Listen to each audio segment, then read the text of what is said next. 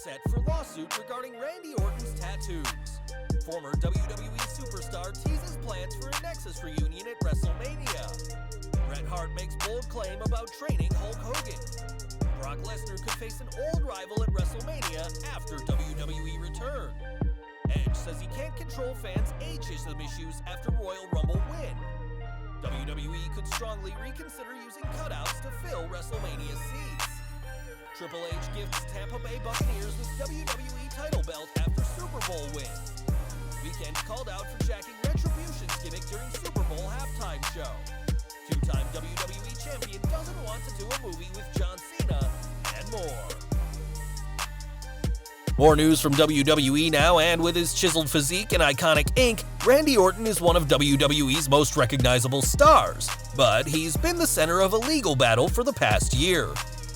Last year, tattoo artist Catherine Alexander filed a lawsuit against WWE and Take-Two Interactive, saying the artwork she made for Orton's arms has been used in games without her permission. After multiple delays, a court date has finally been set, as this matter will be settled on September 20th in the Southern District of Illinois. This court case has been pushed back several times and was meant to take place next Tuesday before it was pushed back to September. Depending on how this case goes, it could open the door for more tattoo artists to file legal challenges at WWE, and the ruling of this case could send a major shockwave in WWE for years to come. We are looking back at the Nexus next, who dominated WWE in 2010 and could be set for a comeback. This week, Nexus alum Darren Young spoke to the Dropkick podcast and teased a reunion at WrestleMania, saying, "We're gonna come back. The Nexus, him being on commentary, and he's gonna rise up from the table and we're gonna show up and defeat Retribution." Though Young was clearly joking, it's worth mentioning that a Nexus reunion was planned for WrestleMania last year during the Firefly Funhouse match, but never materialized. One of the most popular stables in recent history, it's been over 10 years since the group debuted, though we're sure they could easily dispatch of Retribution given the latter's poor booking. As a member of the Harts, Bret Hart knows all about being the best, and although Hulk Hogan had a very different start in wrestling, they still met early in their careers. Speaking on his Confessions of a Hitman docuseries, Bret spoke about the first time the pair locked horns. He said, "Hulk from Japan. I wrestled him in Atlanta, Georgia when I first started.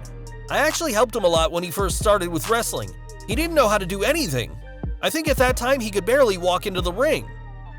Bret added that when they were both in the WWF, Hogan would always praise the things Bret could do and he couldn't, and though the Hulkster was never the most naturally gifted wrestler, he still had a pretty decent career as the biggest name in wrestling history. One man who knows about legendary careers is Kane, who debuted at Bad Blood 1997. For his first year, the Big Red Machine was managed by Paul Bearer, but that nearly didn't happen, according to Bruce Pritchard, who explained on his Something to Wrestle With podcast. "We had an idea for me to come back and end up managing Kane. The idea was that I was going to come back under the auspices of helping The Undertaker feud with his brother Kane. We would basically do a kind of a switch."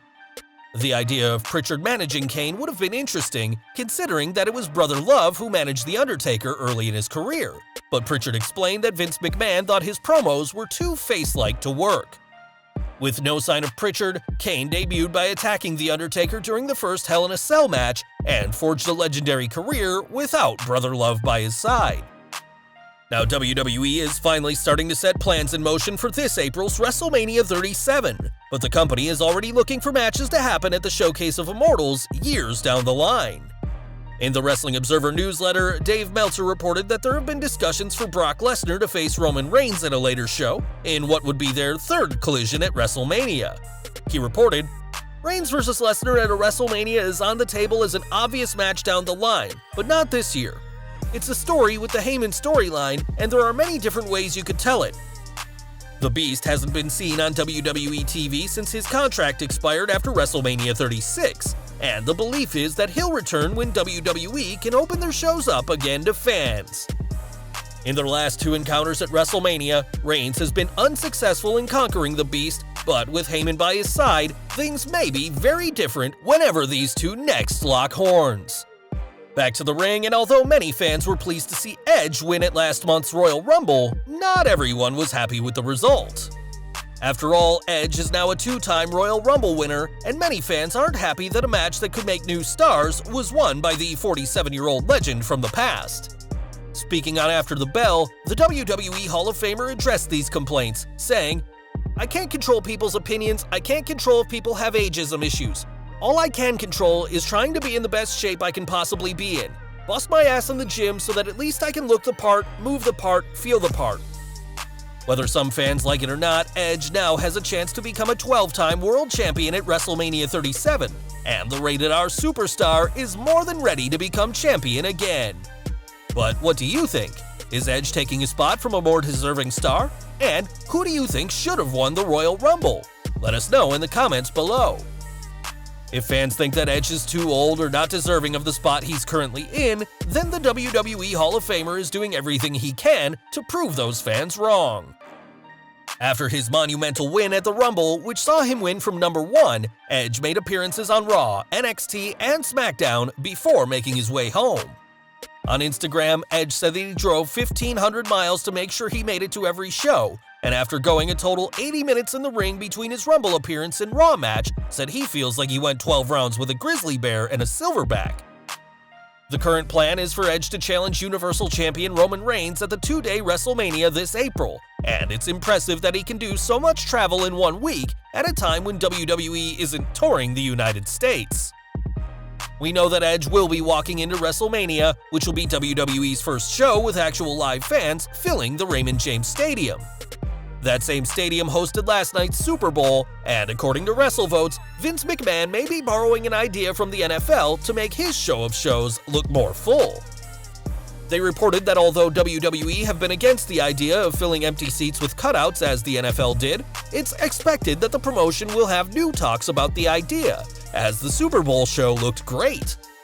With a capacity of 65,890 seats, WWE will have a lot of empty chairs even with the amount of fans they're allowing into WrestleMania, and having cardboard cutouts may not be the worst idea to give this year's 2-day event that authentic WrestleMania feel. Speaking of the big game, last night's show saw former 24/7 champion Rob Gronkowski capture his 4th Super Bowl ring, and on Twitter, Triple H revealed a custom Bucks WWE Championship, which he'll be sending to the Super Bowl champions. Gronk's appearance wasn't the only wrestling presence at the big game, as AEW's Chris Jericho shared a photo online saying he was stoked to be at his first Super Bowl, and both Cody and Brandi Rhodes were also spotted at the big game. One person who wasn't happy with what they saw was Retribution's T-Bar, who questioned if Gronk was still a WWE superstar and threatened to destroy him if he is. T-Bar will be waiting quite a while to destroy the WrestleMania 36 host, who retired from WWE when he returned to the NFL. Retribution's Mace also got in on the action as he called out The Weeknd, who performed during the Super Bowl halftime show, claiming the singer stole Ali's gloves and that his backup dancers were ex-Retribution members. Both John Cena and Batista both appeared in Super Bowl commercials, and hopefully this is the closest WWE will get to having a brand of football, as we think everyone's ready to move on from Vince McMahon's XFL.